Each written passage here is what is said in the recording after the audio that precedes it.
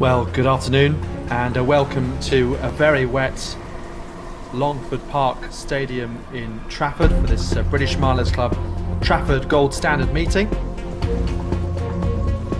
Matt, as we can see, it's pretty wet out there, but should be a good meeting nonetheless. Yeah, we've certainly got the Manchester weather this evening. Let's take a look then. This men's 3,000 metre sea race, they are waiting for that gun to go.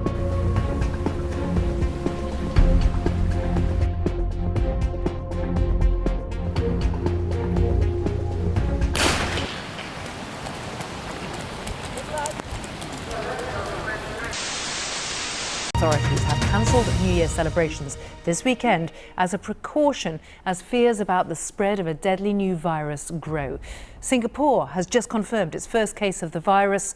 2 more Chinese cities, meanwhile, have joined Wuhan, where it was first identified, in being put into lockdown. The coronavirus outbreak could become a pandemic. We now know there are confirmed cases in 35 countries. It's already classed as an epidemic. We must focus on containment while doing everything we can to prepare for a potential pandemic. The ability of the deadly coronavirus to spread is getting stronger. It comes as the number of people infected by the new virus has jumped to nearly 2,000. 3 more people have tested positive in the UK for coronavirus, with Northern Ireland confirming its first case tonight. 12 new British cases emerged today.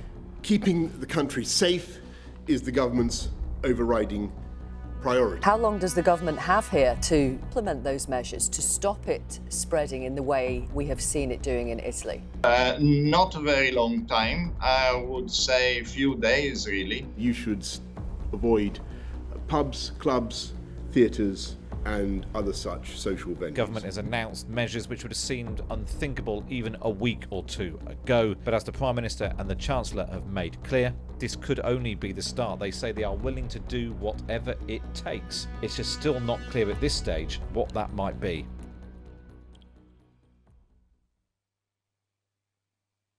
I've been running now for what feels like forever, at least sort of 5 or 6 years. I run 5k, 10k half marathon, then some of the shorter stuff as well, so 1500 metres and 3k, so a little bit of everything really. Why do I do it? It's a good question. It's a lot of commitment. It's training like most days in the week, training 365 days a year, and you're training in all weathers. It's a lot more than it's simply a sport or a hobby. Because you're doing so much of it, it becomes sort of a lifestyle. It's one kind of big community, the running community. A lot of people think of running as kind of a lone wolf sport where you go out and you run on a trail and you don't come back for 2 hours, but that's not the reality of it. I do a lot of training with other people. I do sort of long runs and sessions in big groups. It looks like there's going to be some sort of lockdown. It's obviously going to be very difficult for me to continue my training with other people, but to be honest, there's a lot more important things happening at the moment. So I'm just going to take each day as it comes, and then hopefully we'll know a bit more. But yeah, this seems like quite a long-term thing, so I'm going to have to kind of get used to probably training by myself. That is why people will only be allowed to leave their home for the following very limited purposes. Shopping for basic necessities as infrequently as possible. 1 form of exercise a day, for example, a run, walk or cycle, alone or with members of your household. Any medical need to provide care or to help a vulnerable person, and travelling to and from work, but only where this is absolutely necessary and cannot be done from home. That's all. A lot of guys are back at home with parents in good situations. Some guys are still in Birmingham, very much isolated on their own. So we are still, as ever, day to day, when university's on as normal, trying to support everyone where possible. I know every single coach, whether they're a sprint coach, an endurance coach, a jumps or throws coach, is kind of doing stuff individually with their groups, whether that be kind of group quizzes, group like we're having to try and think outside the box. A lot of what we're doing at the moment isn't actually kind of sports specific training. It's like I say, focusing a little bit more on well-being and kind of creating a sense of community. How's it been for you trying to sort of motivate athletes during this period when there's no races? I think it's really tricky. As like certainly at the level kind of I coach at, and most of the athletes I kind of work with, we're very kind of performance driven, and that's the guys that I ever kind of support or work with. We train every day, sometimes train twice a day, and it's kind of very formalized and very planned out. And the focus of the year is very much the summer and the track season, and that is what kind of people are generally judged on. So it is certainly very tricky to stay motivated in a period like the moment where you're kind of training and you don't know what you're kind of preparing for. Yeah, it's an odd one. Training in a group most days and then having to do most of your runs by yourself and having 60 minutes once a day to do that. I was at the University of Birmingham doing a master's, and then everything was normal, and then within a week everything just shut down and I had to come home. We're only a week into lockdown. I feel like people are now kind of slowly kind of adapting. Just having that 1 hour day is vital. I think a lot of people kind of feel the same way. You go out on the pavement and you see like 10 times as many people as you'd normally see this time last year. So I think people when they've had that freedom kind of taken away from them, they value that time outside a lot more than they had previously. This time last year I would have sat out with my coach and I would have had all my races mapped out from sort of May through to August. And every single run would have some sort of purpose behind it. So obviously with no races on the horizon, I've lost kind of that little bit of motivation I had. Every run sort of feels a little bit pointless in that there's no end goal for it. But as I said, sort of, there's a lot more important things to focus at the moment, so I'm just going to keep going out, taking advantage of that 60-minute window so that when things do return, which could be months away, I'm in a pretty good position to sort of to build on that.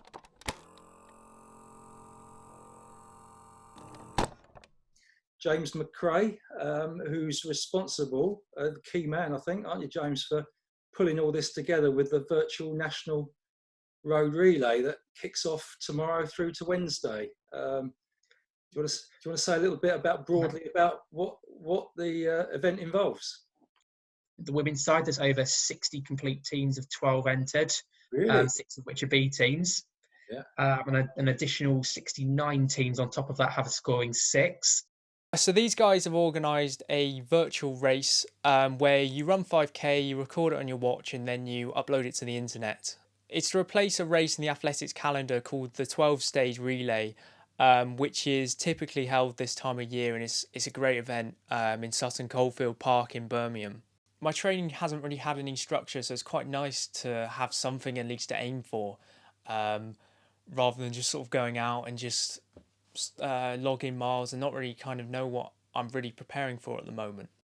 If we're going to run the virtual relay on the Monday, then you're coming off the back of quite a big week. We haven't kind of eased down for it. This is very much an opportunity just to see where you are and almost time trial it. It's not too dissimilar to what we potentially do with the park running in kind of normalised training, I guess. So just be aware that you're probably going to be pretty tired.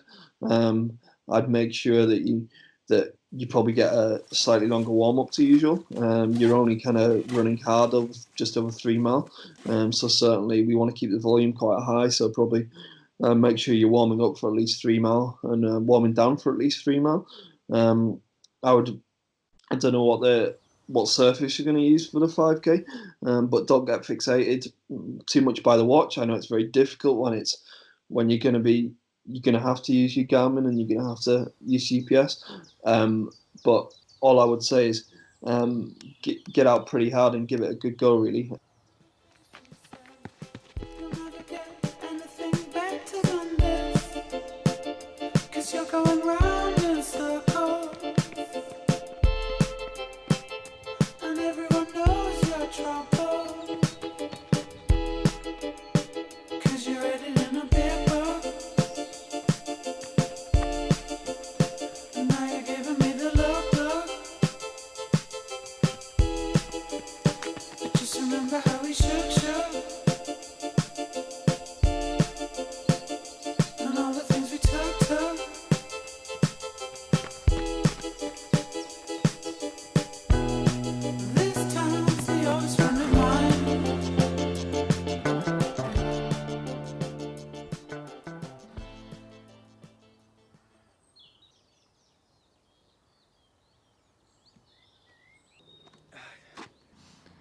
16:08, so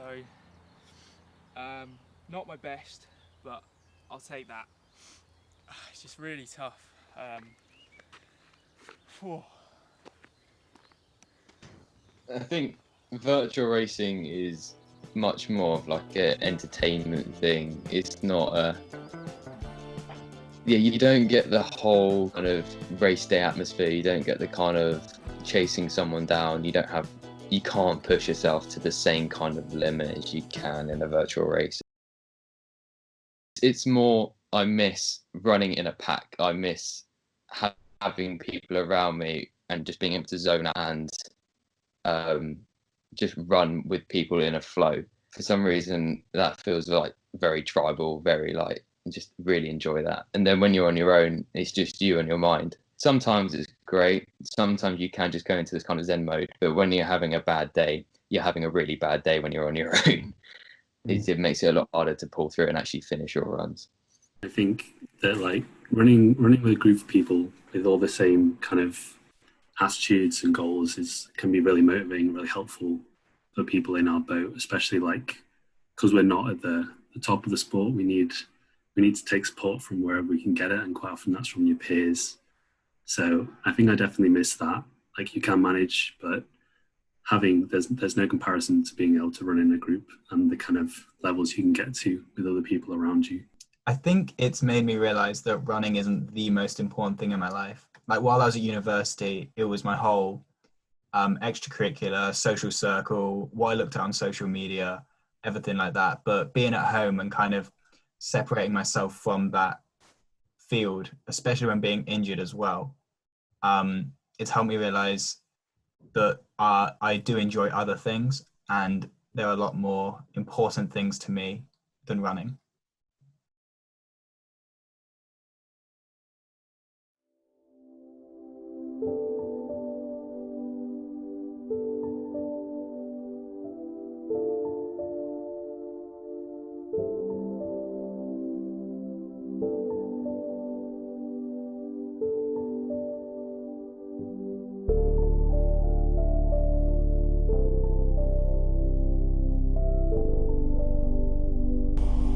Steady on, Jimmy. Your next station stop. Steady on.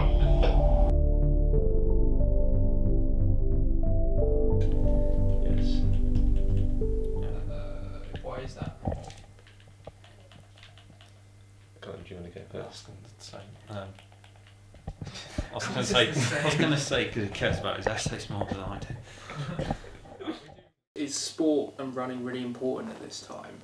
I suppose you just got to put it into perspective. When it's starting to affect people's lives, especially the elderly and those that are ill, then you'd think that when it gets to that stage, sort of sport and things need to take a bit of a backseat for a while until things can actually sort of blow over and recover.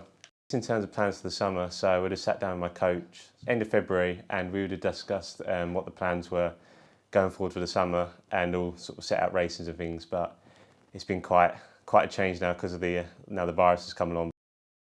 I think just taking care of your physical, mental and social well-being is paramount. For some who have been training regularly and they're used to training pretty much every day and racing every few weeks, I think it's a massive change for them. They've had a big part of their lives taken away from them. Is anyone coaching? Not really. It's nice to be back coaching. It's nice to be back training in groups because it makes a massive difference and you kind of get a little bit more out yourself, and it just feels a little bit more normalised actually after a really tricky period. The fact that we can get together, we can go out for group runs, hopefully further down the line we can get back to a little bit of racing. I think that actually track racing and track and field isn't too far away. I think the road scene is a little bit further down the line. It'll be tricky to get those kind of mass road participation races with the sheer numbers, but hopefully we can get back to it in the near future. But I think it is really a chance for a clean slate really. People just remember why they love the sport, and we get back to working together and being really positive about it. When you're just training without racing, there doesn't seem to be a sense of purpose there and things don't feel normal, which as they should do during lockdown. But hopefully now some more races on the horizon, maybe looking towards August time, planning ahead, maybe if parkruns come back, maybe starting with those and then getting in a few actual track races if possible. But just having those races there and sort of something to look forward to and getting back to normal at the same time is definitely sort of a big thing to happen with the sport at the moment.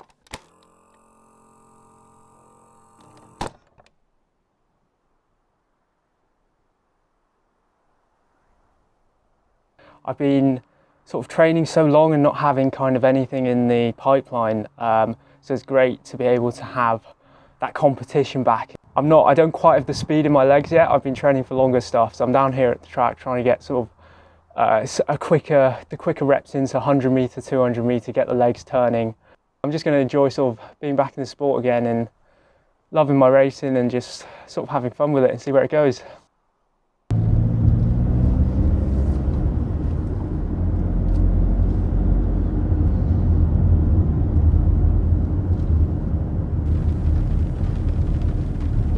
Well, good afternoon and welcome to a very wet Longford Park Stadium in Trafford for this British Milers Club Trafford Gold Standard meeting.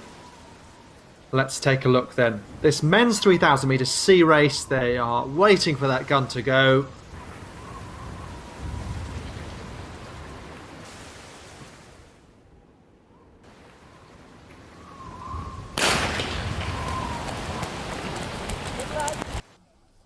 Seven athletes there on your screen, including the pacemaker Jay Ferns. He's been asked to go through in 67 laps. And, well, there's quite a difference in pace in personal bests between these athletes. And 3 of them have broken 9 minutes.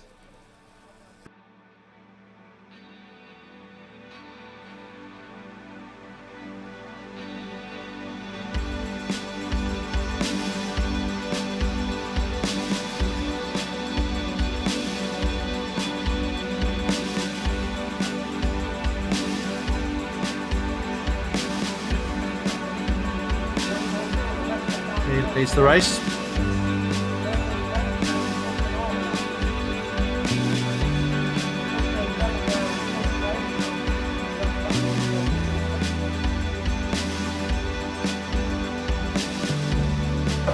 Just outside is press. That's right, coming into complete race.